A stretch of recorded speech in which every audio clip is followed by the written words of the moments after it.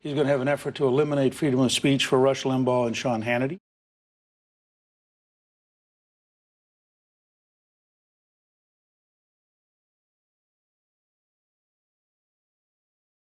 You know what I'm sick of? I'm sick of liberals. What about this bonehead Rush Limbaugh? Honest to God. President Obama's a good friend of mine, and I just like to think about him. And, I know, Rush Limbaugh and a lot of jackasses will give him a hard time. People get all worked up when Rush Limbaugh says something idiotic. I mean, one, he is an idiot. And two, he's always gooned on painkillers.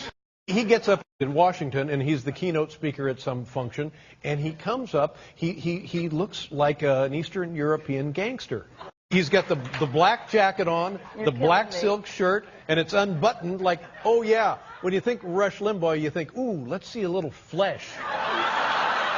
David Letterman, who, by the way, looks like he hasn't had a meal in probably 3 months and hasn't looked in the mirror in 2 years. He looks emaciated, looks like he needs to eat, attacking Rush Limbaugh on his looks. Rush is by far the most articulate, defining voice of conservatism in America today, the most articulate voice of Reagan conservatism in the country. Rush is a powerful voice. I would argue that Rush is the leader of the conservative movement in the country. I know him. I'm friends with him. He's a gracious, gracious man. Rush is the leader in radio. These days, you only hear gushy praise and shameless groveling like that right after someone pissed off Rush. To warrant obsequious crack-licking like that, he must have said something terrible. I mean, something like, the vacuum in Republican leadership has allowed a mean-spirited, lard-ass talk radio mind corpse to become de facto leader, which is turning an already crippled party into a bickering laughingstock.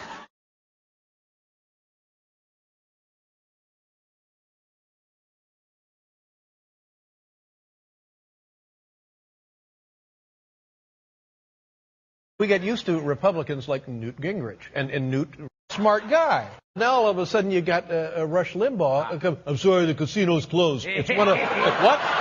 What? Leave us alone. My God.